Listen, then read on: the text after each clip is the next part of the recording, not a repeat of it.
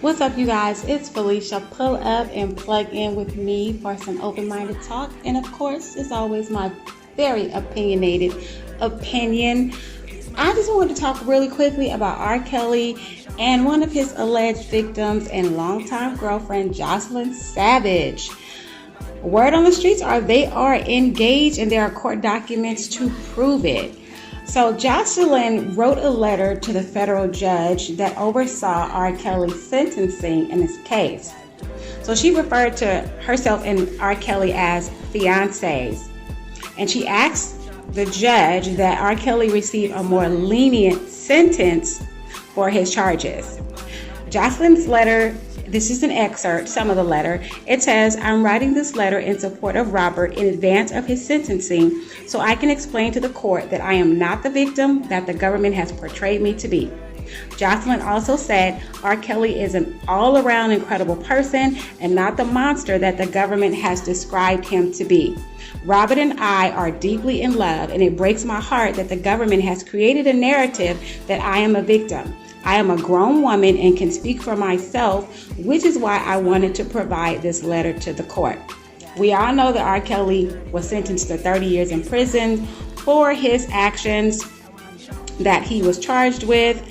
And according to Jocelyn's parents, Joni Lynn and Timothy Savage, they have been pleading with their daughter, Jocelyn, to leave R. Kelly. And according to her parents' attorney, Gerald Griggs, they were unaware that Jocelyn was engaged to R. Kelly. They were unaware of her future union and that she never mentioned the idea of marrying Kelly. The parents went on to say that they strongly doubt that the pair are engaged and they really would like to reconnect with their daughter to hear the whole story. However, they have not talked to Jocelyn since she left to live with R. Kelly. Jocelyn's parents also said that they find it strange that she wrote a letter to the judge instead of testifying under oath. Now, oddly enough, back in 2019, Jocelyn posted on her Instagram that she would tell her story and that she had partnered up with Patreon where she would post daily chapters of her story, things that she was going to reveal that she swore would never see the day of light due to signing an NDA agreement, which is a non-disclosure agreement. She said that she is risking her life for the lives of many others. In her Patreon post, Jocelyn said that she was manipulated by R. Kelly, and she said she met R. Kelly when she was 15 at a concert, and she later dropped out of college to go and live with him. However, as of a couple of weeks ago, Jocelyn's Patreon account has been removed. Now, the thing I find a little odd about R. Kelly's sentencing. Now, I don't know if a lot of you guys have been around since when R. Kelly started his career with R. Kelly in Public Announcement.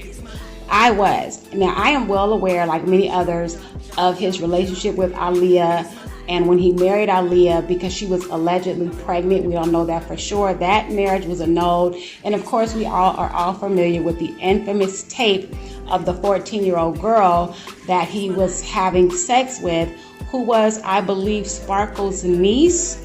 At the time, that was Sparkle's niece allegedly in that video. Both of those incidents were like 20, 25, 28 years ago. Never once have I heard that R. Kelly was having sex with boys. However, if you read all these articles and you look at the court documents, it says that R. Kelly was sentenced for his decades-long sexual abuse of women, underage girls, and boys. Now, I just think they are just throwing the boys in there on R. Kelly to just make him look even more deviant. Because like I said, I go way back when R. Kelly first started his career. We all knew about Aaliyah. We knew about Sparkle's niece and, other young women or young girls. But never, ever have I ever heard anything about R. Kelly being involved with boys. I think that's just a bald-faced lie, and they're just throwing that on him, like I said, to make him appear to be even more deviant than what he is. I don't believe that. I don't believe that at all. What do you guys think about Jocelyn and R. Kelly being engaged. Do you think they're going to go through with the marriage? I mean, R. Kelly does have 30 years. He is set to appeal his sentence. Word on the streets is that he is looking to hire Bill Cosby's attorney that was very successful in getting Bill Cosby out on his appeal. I don't know. I think Jocelyn will probably go through with the marriage. I'm sure R. Kelly will if he is looking at 30 years in prison. But can you have like conjugal visits in federal prison? I mean, I'm not sure. Do they still do that? In prisons, allow the wives to come up for the weekends and spend the weekends on the prison grounds with their husbands. I know they used to do that back in the day. I don't know if they still do that. Anyway, we're going to all keep an eye out from that. Y'all tell me what y'all think about this Jocelyn Savage and R. Kelly engagement. Now, who? I want to know who canceled the GOAT, Dave Chappelle. Well, Dave Chappelle did have one of his shows canceled at the last minute. It's at a venue called First Avenue Theater in Minneapolis, Minnesota. That show was canceled last minute due to outrage and backlash from the community in Minnesota about remarks that Dave Chappelle made about the transgender community during his stand-up, The Closer, and Sticks and Stones. If you have not seen either one of Dave's specials, they're on Netflix. Again, The Closer and Sticks and Stones. Go check it out. I'm a big Dave Chappelle fan. He's one of my GOATs.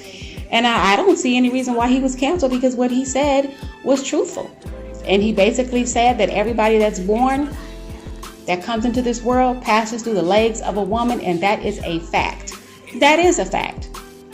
Babies, children, people, you, me, us, we were all birthed through the legs of a woman. Not a transgender woman, not a transgender man, but through a natural born woman. We all pass through a vaginal canal to get into this world. That is a fact. Dave also called the transgender community confusing. So of course, they're in this big uproar, they're upset. So when they found out that he was going to be performing at the First Avenue Theater in Minnesota, they took the theater to task. So management, ownership canceled Dave, and they moved him to another venue about 40 miles away from their venue. They also apologized for booking Chappelle. And in quote, this is what they said: "We must hold ourselves to the highest of standards." On their Instagram post, they also said to staff, artists, and our community, "We hear you and we are sorry. We know we must hold ourselves to the highest standards, and we know we let you down." Netflix, on the other hand, of course, they supported Dave Chappelle. Netflix had a few employees, I guess, that are transgender or that support the transgender community and the transgender movement. They wanted Netflix to cancel Dave Chappelle. Well, Netflix sent a memo to their employees letting them know, if you are not happy here, if you don't like the breadth of the content and the artistic freedom that we give the performers that we put on our platform, then you're free to go and find somewhere else to work, which I think that is fair. Like, what happened to artistic freedom? What happened to the First Amendment right of freedom of speech? I don't see anything that Dave Chappelle said that warranted him being canceled. But Dave Chappelle is the GOAT. Like, you can't cancel him. And I just think the transgender community, I think they just go entirely too far with pushing their agenda and pushing their lifestyle. I have nothing against the LGBTQ community, nothing against the trans community. If you are a grown adult, live your life how you see fit to live it, but don't have so much vitriol and so much anger to, you want to just be destructive and try to ruin other people's lives and other people's careers and other people's livelihoods because they don't agree with your lifestyle. I think that is just crazy. Crazy. What do you guys think? Do you think that Dave Chappelle should have been canceled and that his show should have been moved to another venue? Or do you think First Avenue Theater should have stood up for Dave Chappelle's artistic freedom and his First Amendment right as an American citizen and as an artist.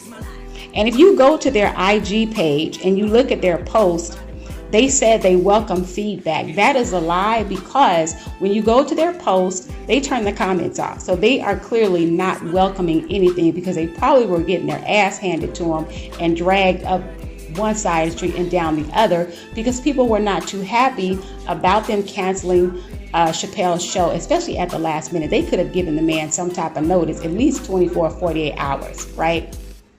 But anyway, you guys hop in the comments. Let me know what you think. If you like this video, like it. Share it if you think someone else will be interested in it. Subscribe. And comment, because you know I love to dialogue and I do respond to all of my comments. Thank you so much for watching. And if the Most High says the same, we shall all meet here again. That's it and that's all. And I am done.